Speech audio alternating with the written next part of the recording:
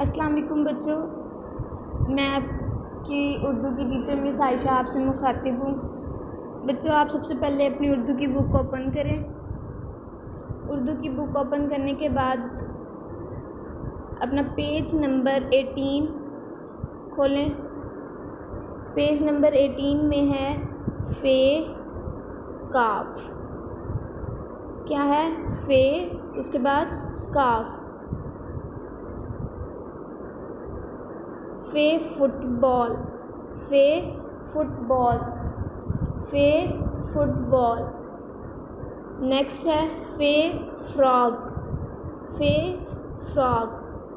उसके बाद है फ़े फवारा, फ़े फवारा। उसके बाद है फ़े फाख्ता, फ़े फाख्ता। उसके बाद है काफ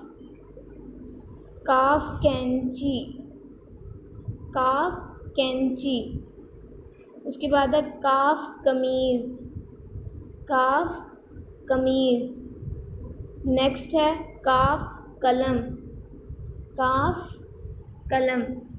नेक्स्ट है काफ किला, काफ किला, काफ किला। बच्चे, हमारा आज का लेक्चर यहीं एंड होता है।